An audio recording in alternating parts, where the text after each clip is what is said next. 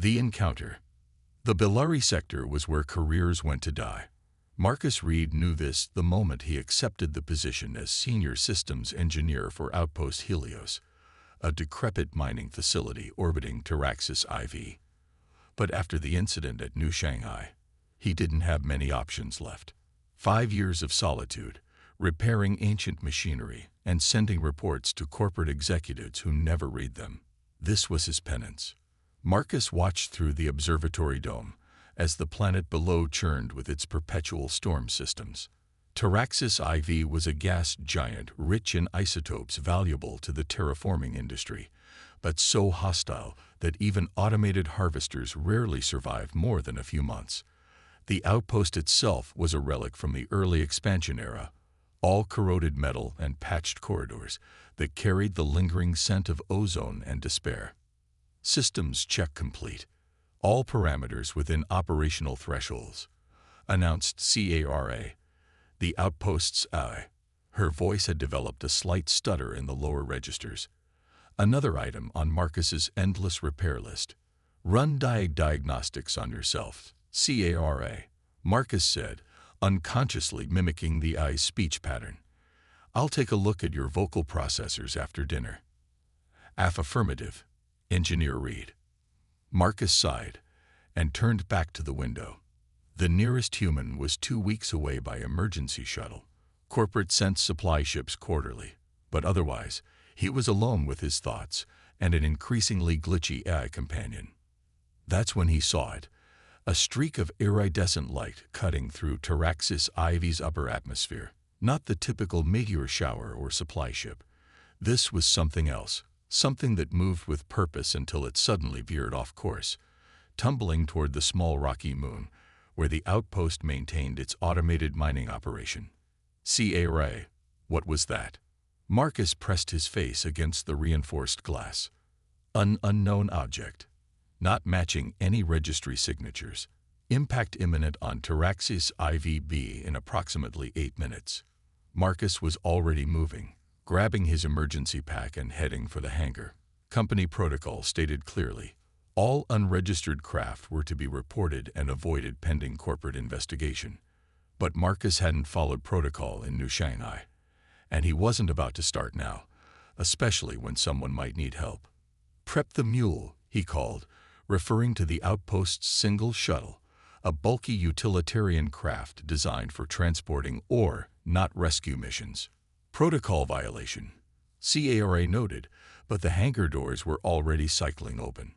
The AI had long ago been programmed to defer to human judgment in emergency situations, a failsafe that had saved countless lives and cost just as many corporate credits. The mule lurched through the void toward the moon's surface, struggling against Marcus's hurried piloting. As he approached the crash site, he could see a trail of scorched regolith leading to a gleaming object half buried in the moon's dusty surface.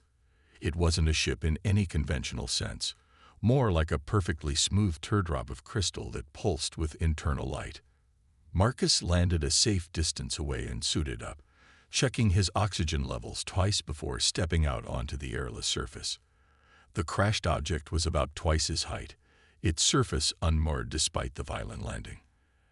As he approached, the pulsing light within seemed to react, quickening its rhythm. "Hello," Marcus said uselessly over his comm, knowing full well that sound wouldn't travel in the vacuum. He placed a gloved hand on the crystal surface. The object shuddered. A seam appeared where none had been visible before, spreading like a crack in ice until a section of the crystal slid aside. The light within intensified, and Marcus had to shield his visor as something emerged.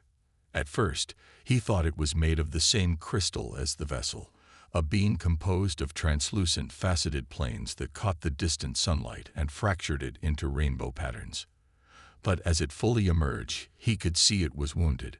Several of its crystalline appendages were shattered, and its internal light flickered erratically, dimming in what Marcus somehow knew was pain.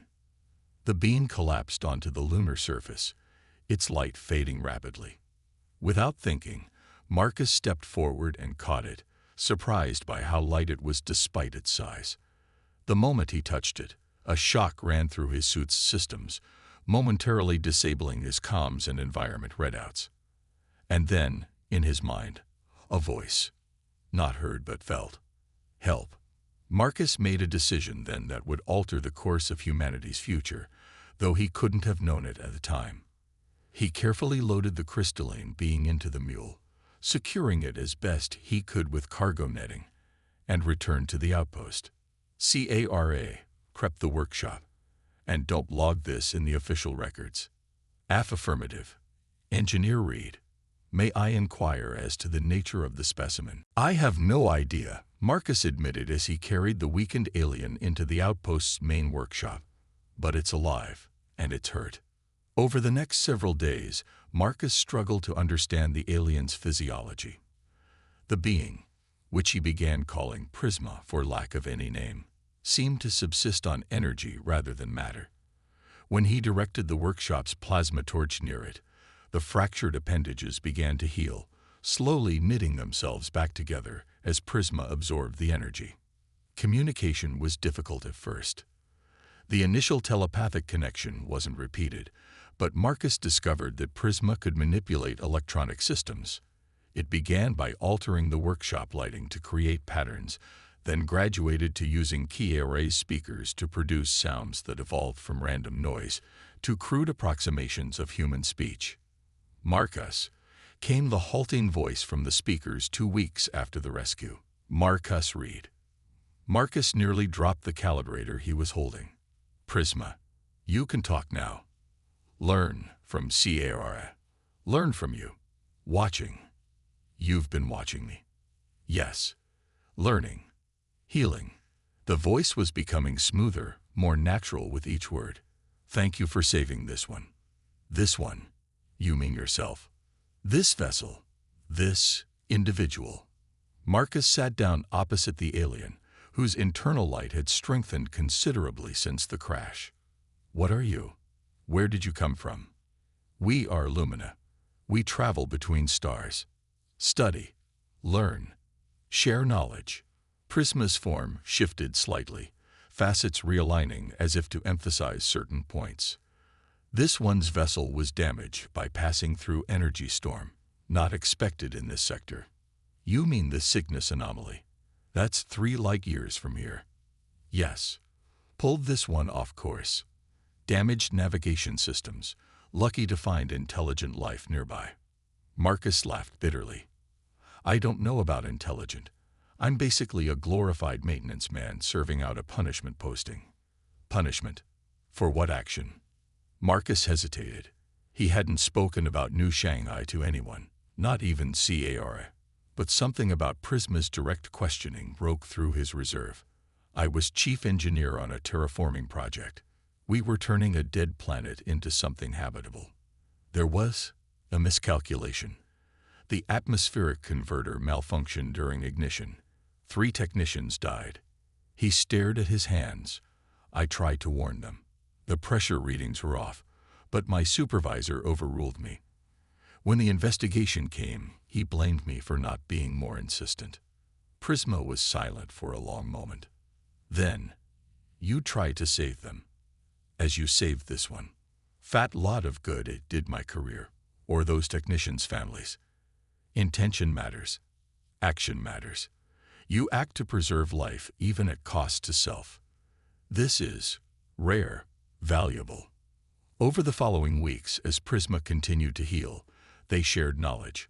Marcus learned that the Lumina were an ancient race, explorers and archivists who traveled the galaxy recording the rise and fall of civilizations. They rarely interfered, preferring observation to interaction. Why don't you make contact more openly? Share your technology. Marcus asked one evening as they sat in the observatory, Prisma's crystalline form reflecting the starlight. Some species not ready.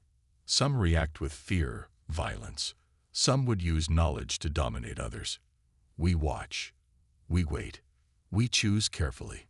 And have you chosen us? Humanity, I mean. Prisma's light dimmed slightly. Not yet decided. Much potential. Much conflict. You destroy and create in equal measure. Fascinating, but concerning. As Prisma grew stronger, Marcus knew their time together was limited. He had grown accustomed to their conversations, the alien's perspective challenging his own cynicism and isolation. For the first time in years, he felt engaged, purposeful. When the day of departure came, Prisma's vessel, now fully repaired, hovered just outside the observatory dome. "You could stay," Marcus suggested, knowing it was selfish, "or take me with you." "Both impossible now," Prisma replied, their voice soft through CARA's speakers. "This one has duties. Knowledge must be shared with collective. And you have purpose here." "What purpose?" "Fixing machines no one cares about." "Waiting," Prisma said simply. "Your time will come, Marcus Reed. And when it does, remember this one." With that enigmatic statement, Prisma's form shimmered and seemed to dissolve, their essence flowing back into the crystalline vessel. The teardrop ship pulsed once, brightly, then shot away from the outpost at impossible speed, leaving Marcus alone once more with only the stars and his thoughts for company. He watched the point where Prisma had vanished until CARA's voice broke the silence. "Engineer Reed, quarterly supply ship arriving in 3 days. Would you like to prepare the inventory report?" Marcus sighed. "Yeah, CARA. Let's get back to work." But as he turned away from the observatory window, he couldn't shake the feeling that Prisma's parting words had been more than mere comfort. "Your time will come." He had no way of knowing then just how prophetic those words would prove to be, or how soon that time would arrive. The return. 3 years had passed since Marcus Reed's encounter with Prisma. The isolation of Outpost Helios was now just a memory, though sometimes, during the chaos of his current assignment, he found himself missing that peaceful solitude. Earth was under siege. The observation deck of Defense Station Artemis offered a perfect view of humanity's homeworld. From orbit, Earth still looked peaceful, blue oceans and swirling cloud patterns belying the desperate situation below. Marcus pressed his palm against the reinforced viewport, his reflection showing a man aged beyond his 42 years. The past 6 months had taken their toll. They had come without warning. Massive ships emerging from what scientists called dimensional fractures in the space around Jupiter. The Heralds, as they called themselves, weren't interested in communication or negotiation. Their message was simple: Earth would be cleansed to make way for their master's arrival. Humanity could relocate to designated colony worlds or face extinction. The United Earth government had, of course, chosen to fight. But the technological gap was too wide. Conventional weapons barely scratched the Herald ships. Orbital defense platforms were swatted aside like insects. Ground invasions had already begun in Asia and North America, with the enemy deploying mechanized forces that adapted to human tactics with frightening speed. "Reed, there you are." Colonel Ashford's voice pulled Marcus from his thoughts. "The Joint Chiefs are waiting for your briefing. Tell me you have good news." Marcus turned from the viewport, clutching his tablet. "Define good. The prototype works in simulations. Power output is stable. Targeting systems are responsive. But we haven't been able to test it against actual Herald tech. For all we know, it could be as effective as throwing rocks." Ashford's lined face showed every hour of sleep he'd lost since the invasion began. "That's the best we've got, so it'll have to do." The Unejimaru recovered what was left of the Herald scout ship after that skirmish off Luna. "If your weapon can't penetrate their armor, nothing we have will." They walked briskly through Artemis's corridors, passing haggard personnel who snapped to attention as the colonel passed. Marcus had been pulled from his punishment, posting shortly after the invasion began, his expertise in energy systems suddenly far more valuable than corporate grudges. The Artemis project was humanity's last, best hope. A directed energy weapon designed to match the frequency of the Herald ship's dimensional armor. In theory, it would bypass their defenses entirely. In practice, no one knew. The briefing room fell silent as Marcus entered. Around the table sat the remnants of Earth's military leadership, grim-faced men and women representing what was left of the world's armed forces. Dr. Reed, Admiral Chen, head of the Joint Command, acknowledged him with a nod. Colonel Ashford tells me your project is ready for deployment. As ready as it can be without field testing, Marcus replied, connecting his tablet to the room's holographic display. Technical schematics bloomed in the air above the table. The Artemis array converts our standard fusion output into a modulated beam that should, I emphasize should, resonate with the dimensional frequency of the Herald ships, creating a disruptive effect that collapses their shielding. Should. General Okonkwo raised an eyebrow. That's not very reassuring, Doctor. Nothing about our situation is reassuring, General, Marcus replied flatly. But the simulations show a 78% probability of success based on the data from the captured scout ship. Admiral Chen leaned forward. And if it works, what kind of deployment timeline are we looking at? The prototype is mounted on this station. With your authorization, we can begin converting our remaining orbital platforms within 48 hours. Ground-based installations will take longer. The discussion continued, strategies debated, contingencies examined. Marcus answered their questions mechanically, his mind already racing ahead to the testing phase. He had poured every waking moment into this project, driven by a desperation he'd never known at Outpost Helios. Yet underneath it all was a nagging doubt, not just about the Artemis array, but about something Prisma had said years ago. Your time will come. Had the Lumina known this was coming? Were they watching humanity's struggle now, documenting another civilization's fall without intervention? The meeting concluded with what passed for optimism these days, a plan that might delay extinction rather than prevent it. As the officers filed out, Admiral Chen caught Marcus's arm. We're deploying the Artemis array tomorrow at 600. The Heralds are bringing their main fleet through the Jupiter Gate. If your weapon works, we'll hit them while they're still forming up. Marcus nodded. I'll make the final calibrations tonight. Get some rest, too, Chen advised, though they both knew it was an empty suggestion. No one slept well anymore. Back in his cramped quarters, Marcus reviewed the simulation data one more time. The numbers hadn't changed, but doubt gnawed at him. Something wasn't right. The Herald technology operated on principles that defied conventional physics. Even with the recovered scout ship fragments, there were too many unknowns. He was still working at 200 when the station alarms blared to life. All personnel to battle stations. Unknown contacts approaching. This is not a drill. Repeat, all personnel to battle stations. Marcus grabbed his tablet and ran for the command center, joining a stream of personnel in the corridors. Colonel Ashford was already there when he arrived, staring at the tactical display with confusion. What's happening? Marcus asked, breathless. We're not sure, Ashford admitted. They just appeared, dozens of ships, but not Herald design. They're holding position just outside our defense perimeter. On the main view screen, Marcus could see them, luminescent, teardrop-shaped vessels arranged in a perfect geometric formation. His heart stopped.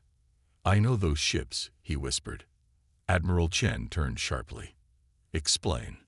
3 years ago, at Outpost Helios, I encountered an alien being whose ship looked exactly like these. They called themselves the Lumina.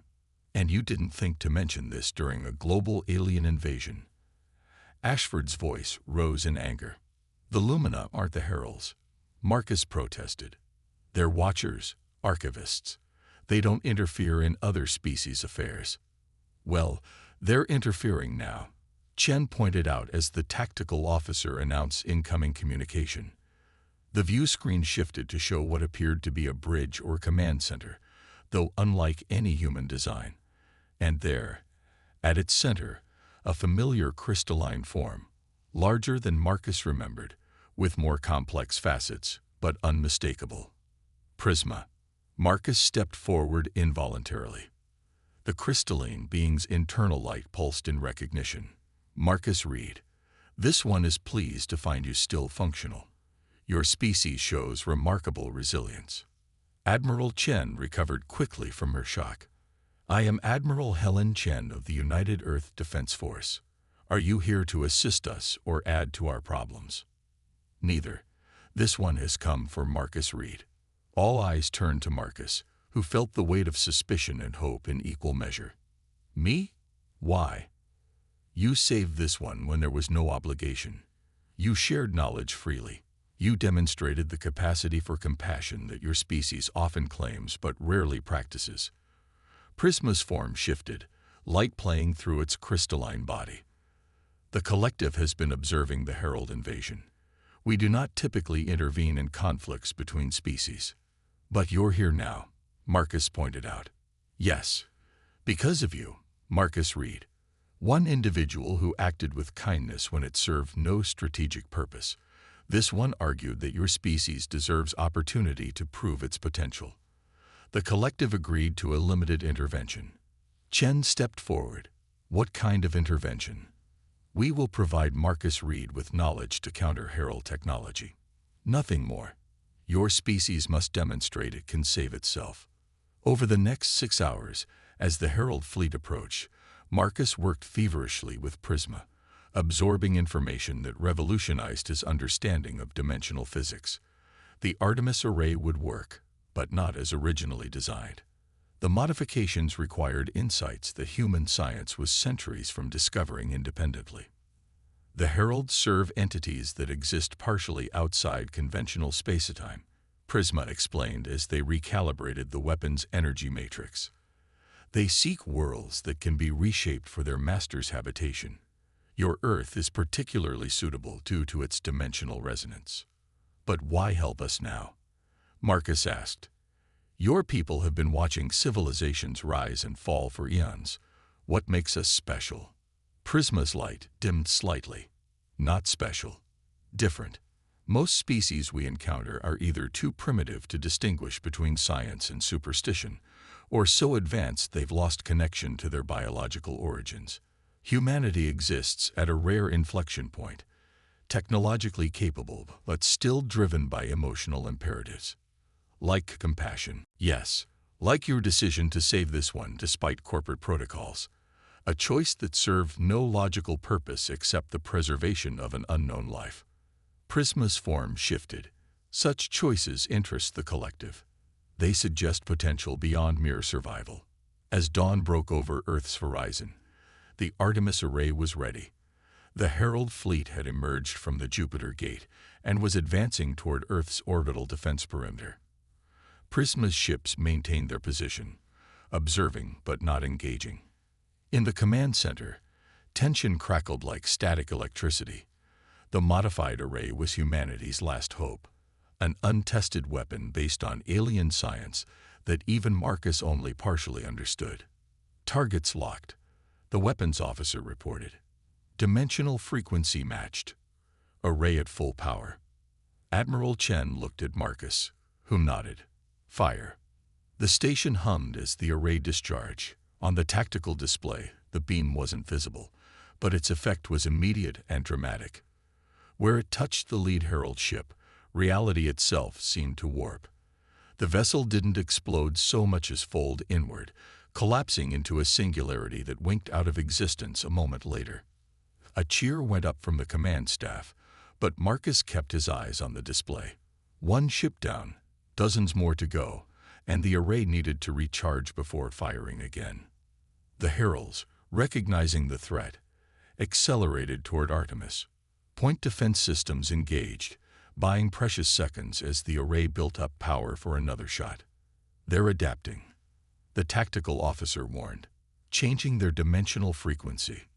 Marcus turned to Prisma's image on the secondary screen. Can we adjust to match?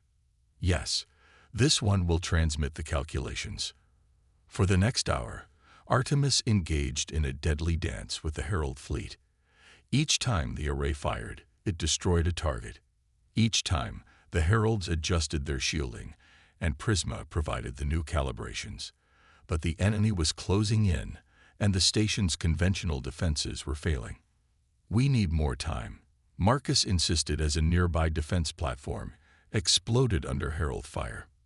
Prisma's form shifted in what Marcus had come to recognize as contemplation.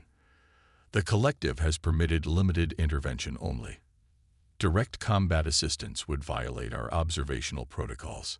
Then observe this. Marcus snapped. Fatigue and frustration overwhelming diplomacy. Observe humanity fighting with everything we have against extinction. Observe us refusing to surrender even when the odds are impossible. If that doesn't tell you everything you need to know about whether we deserve to survive, nothing will. For a moment, Prisma was silent. Then, this one will consult the collective. The screen went blank. Admiral Chen gave Marcus a questioning look. Did we just lose our only ally? Before Marcus could respond, the tactical display lit up with new activity. The Lumina ships were moving, forming a barrier between Artemis and the approaching heralds. They're transmitting something, the communications officer reported. Energy patterns unlike anything I've seen before. On the main view screen, the space between the fleets seemed to ripple, like heat waves over desert sand. The herald ships slowed, then stopped, caught in whatever field the Lumina had generated. Prisma's image reappeared. The collective has revised its assessment. Your species will receive one opportunity. The dimensional barrier will hold the heralds for 23 of your minutes, sufficient time to charge your array to maximum capacity. Marcus understood immediately. We can hit their entire fleet at once. Yes, but the energy requirements will destroy this station. You must evacuate. Admiral Chen didn't hesitate. Begin evacuation procedures. Essential personnel only on the array control team. She looked at Marcus. Can you program it to fire automatically? No. Someone needs to maintain the frequency calibration manually until the moment of discharge. Their eyes met in silent understanding. Chen nodded once, then turned to organize the evacuation. Marcus returned to the array control room, working feverishly as the station emptied around him. Prisma's consciousness linked with the station systems, helping him modify the weapon beyond its design parameters. You should join the evacuation, Marcus Reed, Prisma said as the countdown reached 5 minutes. And miss seeing if this actually works. Not a chance. Marcus's fingers flew over the controls. Besides, someone needs to stay until the end. This one will remain also. Marcus looked up in surprise. Your fleet has retreated to safe distance. This vessel is expendable. The consciousness within can be transferred. Like a backup copy? Marcus smiled wryly. Convenient. Yet you have no such capability. Your decision is final. That's humanity for you. We make permanent choices based on temporary feelings. A fascinating paradigm. Inefficient, yet compelling. The station shuddered as the herald ships tested the dimensional barrier, searching for weaknesses. The evacuation ships were already beyond the danger zone, small dots accelerating toward Earth on the tactical display. 1 minute remained. The array was at 97% capacity, the targeting solution locked on the center of the Herald fleet. This one has a query, Marcus Reed. Kind of busy here, Prisma. Was your decision to remain based on logic or emotion? Marcus laughed despite himself. Both. Neither. Does it matter? To the collective, yes. To this one, less so. Your actions speak clearly regardless of motivation. 30 seconds. The array hummed with power, the station's structure groaning under the strain. Prisma. Yes. Thanks for coming back. The crystalline being's light pulsed warmly. This one is grateful for the opportunity to observe humanity's potential. Perhaps in time, your species will join the collective as equals. Something to look forward to in the afterlife, I guess. 10 seconds. The dimensional barrier was failing, the Herald ships breaking through. Firing sequence initiated, Marcus announced to an empty room. See you on the other side, Prisma. The array discharged its full power in a single moment, channeling energy that human technology was never designed to contain. As the command center dissolved around him, Marcus caught a final glimpse of the view screen. The Herald fleet caught in a cascade of dimensional collapse, ships folding in on themselves like paper flowers in fire. His last thought before consciousness ended was simple satisfaction. Humanity would survive. They would rebuild, And somewhere among the stars, the Lumina would remember that humans were worth saving, not because they were powerful or advanced, but because one lonely engineer on a forgotten outpost had chosen compassion over protocol. 3 days later, as recovery teams sifted through the debris field that had been Station Artemis, they discovered something unexpected: a perfectly preserved crystalline teardrop, about the size of a human hand, pulsing with internal light. Inside, encoded in patterns that would take scientists years to fully decipher, was the complete technical knowledge of the Lumina, freely given to humanity. And alongside it, somehow preserved in the crystal structure, was the consciousness of Marcus Reed, no longer human, no longer alone, but embarking on a new journey among the stars. On Earth, they built monuments to the hero who saved humanity. Among the Lumina Collective, they studied the human who proved that sometimes the most logical choice is an emotional one. And in the vast spaces between stars, a new consciousness, neither fully human nor fully Lumina, continued the work that had begun with a simple act of kindness on a forgotten moon, watching over the species that had earned its second chance.